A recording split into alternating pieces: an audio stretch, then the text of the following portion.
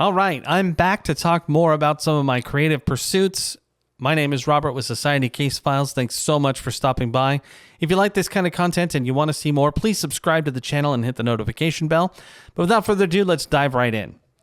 Today I want to talk about my Malevolence comic, and more specifically, I just want to talk about the omnibus that I have that's available for sale. And along with that, I just kind of wanted to talk about how this came to be and what I was thinking when I started it. Malevolence is probably my number one focus right now when it comes to different pieces of literature, novels, audiobooks, comics, all that sort of stuff. I'm really putting all my attention on that right now. And I have been for quite a while, in fact. So it all really started when I decided to do a comic about vampires because I'd been avoiding it like the plague for so long.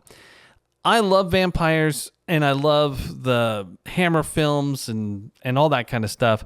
So it really was something I wanted to do, but I had this obsession with everything having to be so creative and so completely unique that it really drowned my creativity in a way because I wasn't really allowed to explore the things I loved in the way I wanted to.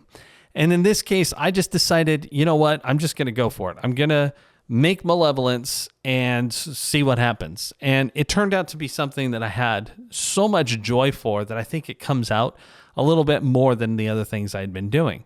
Because again, I kept just trying over and over to make something that was purely unique and hadn't been seen before. And I have a theory about where that comes from, but that's probably for another video. So when I first started it, I didn't have a specific plan.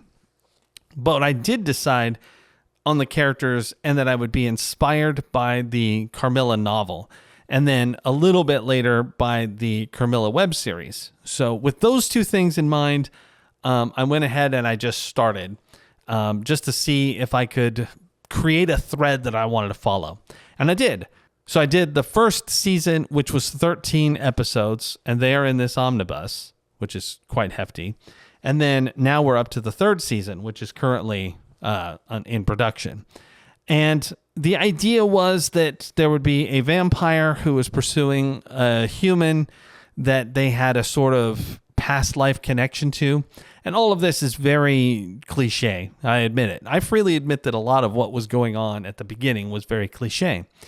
But as I started to develop the vampire mythos itself, I found that it was actually possible to make it more unique as I went on, because I just kept getting new ideas and I kept it vague enough and sort of fringe stuff that we've all heard enough that when I started to change things, it was okay. And it was actually able to emphasize the uniqueness of the genre, of this setting, I should say. In this case, one of the things that makes it the most unique is how a vampire exists. They have a thing called the Malevolence, which is another spirit that dwells inside of them. It's sort of like being possessed, but not entirely, because for the most part, they contain it and they can live with it.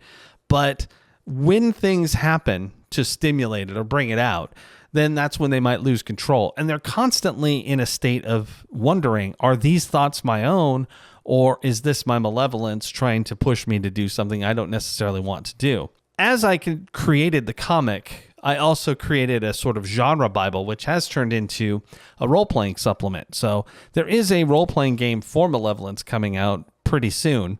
I actually created a very unique system that is a little bit more role-play and a whole lot less combat. And we'll see how that goes. But anyway, I'm digressing big time. The whole idea is that we've got vampires that effectively live with another being in their heads at all times. And so once we had that established and I got halfway through season 1, I just understood everything and I was able to really make it a lot more unique than what it started out as. And again, it started out as a very generic, very much like every other vampire thing ever story. But at this point, I've introduced so many variables to it that it finally does feel like its own setting and it does have its own place within, let's just call it a pantheon of vampire fiction. And this is especially true when I focus on things like the novel version, which is called The Curse of Carter's Grove. And that takes place in a fictional town in Washington State that is just completely mad. There's all kinds of stuff going on there. Think Twin Peaks meets Dark Shadows and all the stuff in between. It's just really crazy. There's murder mystery. There's ghosts and psychics and witches. And it really has taken a life of its own. Then you combine this omnibus with the fact that I did an audio drama of this, which is a full cast audio drama of every issue as its own part.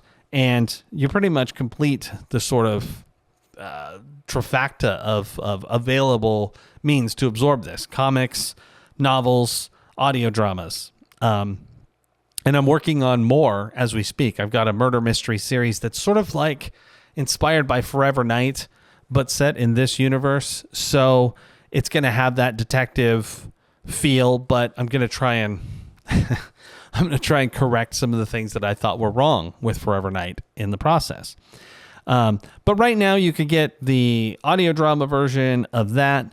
And then there is a standalone audio drama that gives sort of a origin story of another character. So the novel is in parts that are roughly 20,000 words each, and I was going to release it as a serial. But at this point, I'm actually going to start releasing it in groups of 3 or 4. And that's because we had some beta readers check it out, and they just preferred a longer story all around. They just didn't want to wait for 20,000 words, even if I was going to start putting them out every month. So for right now, the first one is available on Amazon, and quite a few of them are available on my Patreon. And I should also say that all of the comics are available on Patreon, as well as the audio dramas. So I've got pretty much everything up there. If I'm going to do it, aside from YouTube videos, I put it on Patreon first. That includes other novels that have nothing to do with Malevolence, by the way. But anyway, that's sort of a brief description of Malevolence and this big old book. Each of these issues are available separately.